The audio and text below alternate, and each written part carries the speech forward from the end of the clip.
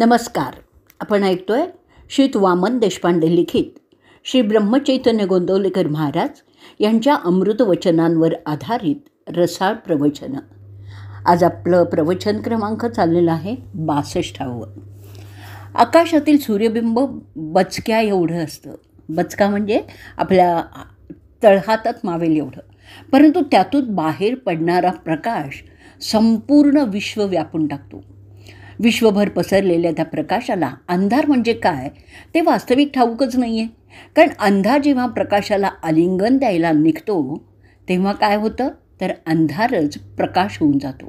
प्रकाशाचं विश्व आपल्याला अनुभवायला मिळतं हे केवढं आपलं भाग्य आहे. आणि म्हणूनच नामदेव महाराज आपल्या एका अभंगात विठ्ठलाचं गाणं अळवून गाताना म्हणतात की सूर्याचा प्रकाश सर्व सृष्टीवरी, धन्य तो अंतरी सर्व काळ. स्वर्गादी पाताळ सर्व पूर्ण जळे, चातकान मिळे मेघावीण. नारायण सपूर्ण सर्वाभूता ठाई, अभाग्यासी नाही तिन्ही लोकी. नामा म्हणे गुरु कृपेचे अंजन, पायाळासी धन दिसे जैसे. पायाळासी म्हणजे जे पायाळू असतात त्यांना. महाराज म्हणतात की सूर्याचा प्रकाश विश्वभर पसरून असतो, तसा ज्ञानाचा प्रकाश ज्याच्या अंतःकरणात सूर्यप्रकाशासारखा पसरलेला आहे तो नरदेह धन्य आहे. प्रत्येक क्षण तो त्यामुळे केवळ आनंदातच राहतो. कारण जिथे ज्ञान आहे तिथेच आनंद वास्तव्य करून असतो आणि त्यासाठी फक्त भगवंतांची कृपा व्हावी लागते. आणि म्हणूनच महाराज म्हणतात की सर्वत्र पाणी आहे, स्वर्ग, पृथ्वी आणि पाताळ. पाणी सर्वत्र व्यापून आहे, पण चातकाला मात्र त्या पाण्याचा काडीचाही उपयोग होत नाही. त्या चातकाला आपली तहान भागवण्यासाठी परमेश्वरी पाऊसधारांची वाट पाहावी लागते. मेघातून बरसणारं पावसाचं पाणीच चातकाची तहान भागवतं. त्याचप्रमाणे भगवंत सर्वत्र पाण्यासारखा तिन्ही लोकात भरून आहे, परंतु जो दुर्दैवी आहे, ज्याच्यापाशी नामस्मरण नाही, त्याला या त्रैलोक्य वापणाऱ्या भगवंतांचं दर्शन मात्र होत नाही. मग त्यासाठी सद्गुरू कृपेचं अंजन लावावं लागतं. पायाळू माणसाला जसं पृथ्वीच्या पोटात साठवलेले धनाचे साठे दिसतात ना, तसंच मग घडतं. नामस्मरणात मन दंग होण्यासाठी भगवंतांची कृपा व्हावी लागते. भगवंत स्मरणात आपण सतत राहिल्याशिवाय नामाची गोडी लागत नाही आणि नाम मुखातून पाझरल्याशिवाय भगवंतही भेटत नाही. ज्ञानसंपन्न जर व्हायचं असेल तर नामात अखंड बुडूनच जावं लागतं आणि त्या भगवंताला जाणायचं तर आपणाला भगवंतच व्हायला लागतं.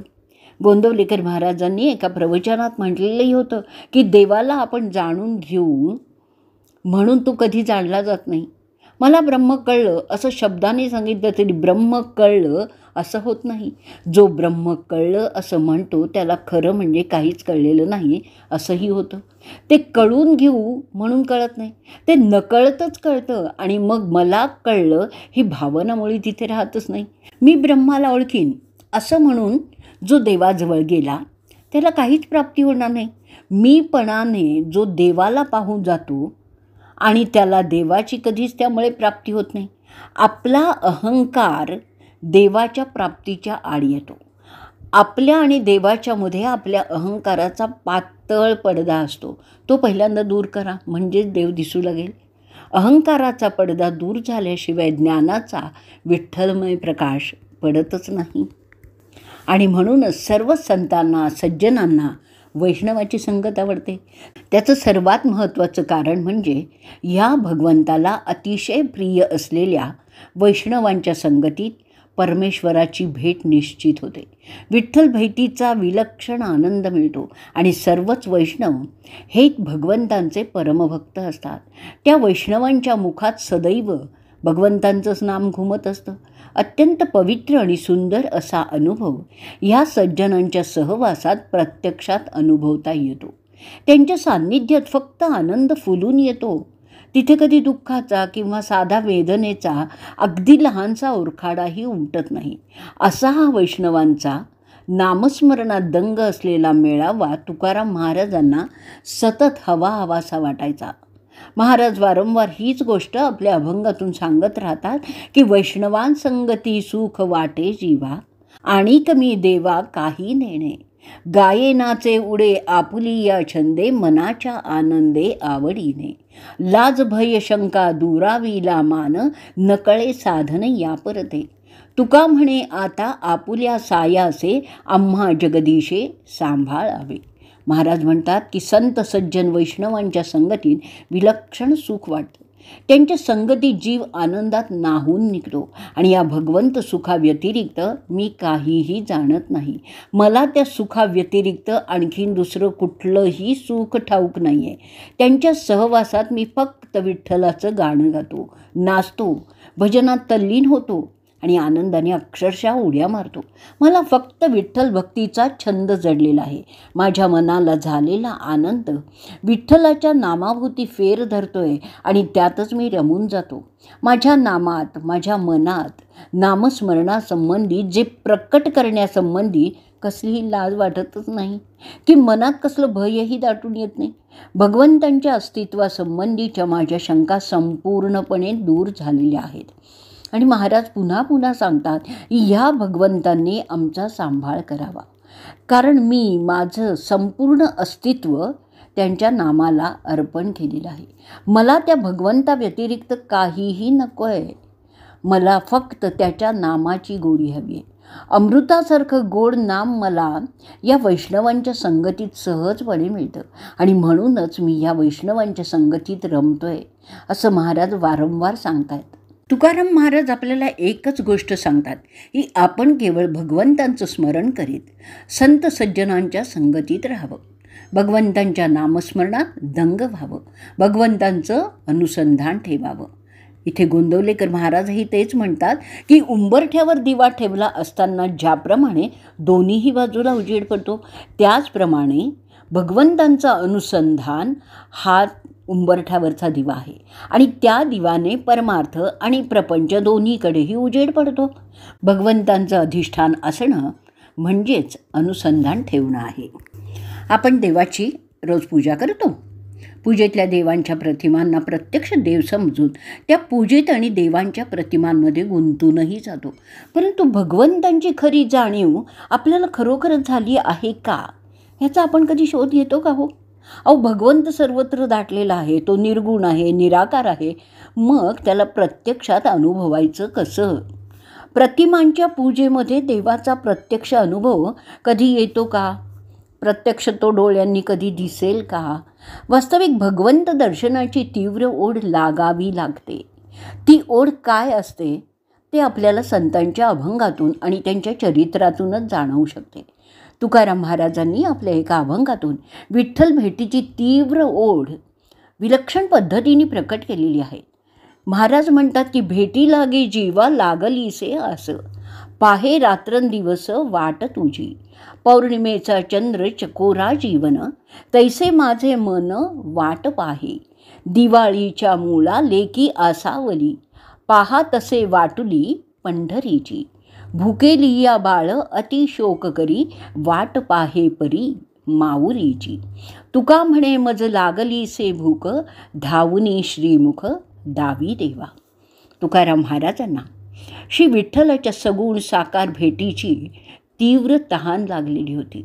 श्री विठ्ठलाच्या अखंड नामस्मरणात असलेल्या तुकाराम महाराजांना श्री विठ्ठलाचं दर्शन हवं होतं आणि म्हणून महाराज श्री विठ्ठलाला म्हणतात की पांडुरंगा, तुझ्या भेटीची मला तीव्र आस लागून राहिली आहे रे. रात्रंदिवस मी तर तुझी वाट पाहत उभा आहे. चकोराचं जीवन म्हणजेच पौर्णिमेचा चंद्र आणि त्या पौर्णिमेच्या चंद्राचं वैभवशाली चांदणं, आणि म्हणूनच चकोर जसा पौर्णिमेच्या चांदण्याची वाट पाहत असतो ना, तसं हे विठ्ठला तू माझं अवघं जीवनच आहेस रे. तू तर माझं पंचप्राण झालेलं आहेस. माझं मन वेडं केवळ तुझीच वाट पाहत असतं. दिवाळी जवळ आली की सासूरवाशिणी आपल्या आईवडिलांकडून दिवाळीचं बोलावणं येईल म्हणून जशा वाट पाहत असतात ना, तसाच मी पंढरी राया तुझी वाट पाहतोय रे. बाळाला भूक लागली की ते फक्त आईचीच वाट पाहतं, कारण त्या बाळाला उराशी घेऊन दूध पाजणारी त्याची फक्त आईच असते आणि म्हणून आईची वाट पाहत तीव्र भूक लागल्यामुळे ते खूप रडायला लागतं. तसंच माझं झालं आहे रे विठ्ठला. तू तर माझी माऊली आहेस. मला तुझाच प्रेम पाना हवा आहे रे. तुकाराम महाराज शेवटी म्हणतात की विठ्ठला, मला तुझ्या दर्शनाची भूक लागली आहे रे. तू धावत येऊन मला तुझं रूप दाखव, तुझं मुख दाखव. पांडुरंगा, तू प्रत्यक्ष भेटल्याशिवाय मला चैन पडत नाही आहे रे. या अभंगाच्या निमित्ताने श्री तुकाराम महाराज विठ्ठलाच्या नामस्मरणाचा मार्ग भक्तांना दाखवित आहेत. म्हणजे शेवटी महत्त्वाचं काय आहे तर ते भगवंतांचं नाम, आणि ते नाम आपल्याला भगवंत भेटीचा सोहळा प्रत्यक्ष घडवतं. आपण भगवंतांना शरण जायला हवं, त्याला त्याच्या नामानेच जिंकून घ्यायला हवं. शेवटी भगवंत भक्तीचा भुकेला आहे हे कधीही विसरून चालणार नाही. सर्वसाधारण संसारी माणूस आणि अवकाशव्यापी संतश्रेष्ठ तुकाराम महाराज यांच्या चरित्रातल्या खाणाखुणा पाहिल्या ना, तर एक गोष्ट लक्षात येते की सर्वसाधारण संसारी माणसासारखीच तुकाराम महाराजांनी आपल्या आयुष्यातील पहिली 20-22 वर्ष काढलेली आहेत. आयुष्य नकोसं व्हावं असे कितीतरी प्रसंग महाराजांच्या आयुष्यात सुद्धा आलेले आहेत, परंतु सहन न होणारं दुःख अंगावर कोसळून सुद्धा तुकाराम महाराज आपल्या आयुष्यात संसारी माणसासारखे कधी कोसळून पडलेले नाही आहेत. उलट ते विठ्ठल भक्तीत अधिकाधिक गुंतत गेलेत. श्री विठ्ठल हे त्यांचं जणू श्वास झालेले आहेत. तापलेल्या लोखंडाला हवा तसा आकार द्यावा, तसा तुकाराम महाराजांनी आपल्या सहन न होणाऱ्या आयुष्यातल्या तापलेल्या संदर्भांना हवा तसा आध्यात्मिक आकार दिला आहे. साधकावस्थेतले तुकोबांचं आयुष्य हा एक विलक्षण चमत्कार होता. अलौकिक ताकद आणि प्रज्ञा असलेला हा एक श्रेष्ठ कवी तर होताच, परंतु नामस्मरणाच्या विलक्षण ताकदीने महाराजांनी आपलं संपूर्ण आयुष्य तोलून धरलेलं आहे. तुकाराम महाराज यांच्या ओढीने पंढरपुरातला श्री विठ्ठल जणू देहूत स्थानापन्न झाला आहे. महाराजांच्या भक्ती गाभाऱ्यात श्री विठ्ठलांनी आपलं अस्तित्व प्रकट केलं आहे. त्यामुळे काय झालं तर श्री विठ्ठल हा महाराजांचा ध्यास झाला आहे. तुकाराम महाराजांचा विठ्ठल संवाद त्यांच्या अभंगातून प्रकट होऊ लागला आहे. महाराज म्हणतात, पावले पावले तुझे आम्हा सर्व, दुजा नको भाव होऊ देऊ. जेथे तेथे देखे तुझीच पाऊले, त्रिभुवन संचले विठ्ठल गा. भेदाभेद मते भ्रमाचे संवाद, आम्हा नको वाद त्याशी देऊ.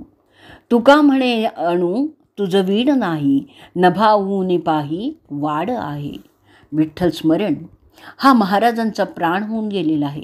महाराजांच्या अंतःकरणाची विठ्ठलाची पावलं उमटलेली आहेत. महाराज श्री विठ्ठलाला सांगतात की पांडुरंगा, तुझं संपूर्ण अस्तित्व जणू माझ्या शरीरात विलीन झालेलं आहे आणि ते मी प्रत्यक्ष अनुभवतो आहे. अरे पांडुरंगा, मला सर्व काही तुझ्या अमृत सहवासात मिळालंच आहे रे. मला आता काहीही नको आहे, मला फक्त तुझं नाम हवं आहे. मला तर सर्वत्र तुझीच पावलं उमटलेली दिसत आहेत. संपूर्ण विश्व तू व्यापून उरलेला आहेस हे आत्ता मला जाणवत आहे. तुझ्या सगुण अस्तित्वाविषयक मतमतांतर आहेत, भेदाभेद आहेत, पण मला काय करायचं आहे ते सारं ऐकून मला तो वादच नको आहे, कारण तू सर्वत्र व्यापून आहेस हाच माझा अनुभव आहे. मला तो आलेला आहे. पृथ्वीवरल्या प्रत्येक अणू तुझं अस्तित्व व्यापून उरलेलं आहे. संपूर्ण आकाश आणि अवकाशही तू व्यापून आहेस. विठ्ठला, तुझं दर्शन मला झालं आहे हे माझं भाग्यच आहे. तुझ्या नामस्मरणात मी बुडून गेलेलो आहे. तुकाराम महाराज म्हणतात की श्री विठ्ठल हा तुमच्या हृदयात उमलावा लागतो आणि हे हृदयातलं उमलणं नामातूनच निर्माण होतं. रामकृष्ण हरी या नामजपात महाराजांनी आपलं संपूर्ण आयुष्य वेचून काढलं होतं. नामाचा महिमा काय आहे हे तुकाराम महाराजांचं आयुष्य पाहिल्यावर लक्षात येतं. आपण सर्वजण नेहमी सुखदुःखांविषयी बोलत असतो, आयुष्यातल्या जय पराजय यांच्या गोष्टी करत असतो. त्यामुळे होतं काय तर आपण हसत राहतो किंवा मानसिक वेदने पिचत राहतो. सर्वत्र हे आपण अनुभवतोच. प्रश्न फक्त एवढाच आहे की सुखदुःख असं काही आयुष्यात आहे का? जय पराजयाच्या पार्श्वभूमीवर सुखदुःखांचं दृश्य रूप आपण प्रत्यक्ष पाहतो. कधी कधी आपणही त्यात सहभागी होतो, परंतु आपण जसा खोल विचार करू लागतो तेव्हा लक्षात येतं की हे सारे फार तात्कालिक आहे. ह्या केवळ मनाच्या प्रतिक्रिया आहेत. तसं पाहिलं तर जगात दुःख असं काही नाही आहे, तसं सुख असं वेगळं काही नाहीच आहे. हे केवळ विधान नाही आहे, तर तो सुखदुःखांचा मानसिक रंगभूमीवर सतत खेळला जाणारा एक तात्कालिक प्रयोग आहे. त्यात काही अर्थ नाही हे समजून घ्यायला हवं. भगवद्गीतेमध्ये भगवान श्रीकृष्णांनी आपला परमभक्त अर्जुन याला फार सुंदरपणे एक गोष्ट सांगितली आहे की, पार्था, मनातल्या सर्व प्रकारच्या इच्छा कामना पूर्णपणे टाकून देऊन जो पुरुष आत्मस्वरूपाशी एकरूप होतो ना, आत्मस्वरूपात स्थिर होतो ना, तो संतुष्ट होतो आणि त्याला स्थितप्रज्ञ असं म्हणतात. असा स्थितप्रज्ञ पुरुष नित्यतृप्त असतो, तो आत्मानंदी असतो. अशा पुरुषाला दुःख प्राप्त झालं असताना तो कधीही मनाने उद्विग्न होत नाही. सुखदुःख प्राप्त झाली असता आनंदाने नाचतही सुटत नाही. त्याला सुखदुःख स्पर्शच करत नाही. या गीतेतल्या भगवंत विचारावर भाष्य करताना ज्ञानदेवांनी ज्ञानेश्वरीतही म्हटलेलं आहे, नाना दुःखी प्राप्ती जयासी उद्वेगी नाही चित्ती, आणि सुखाची या आरती अड पैजेना.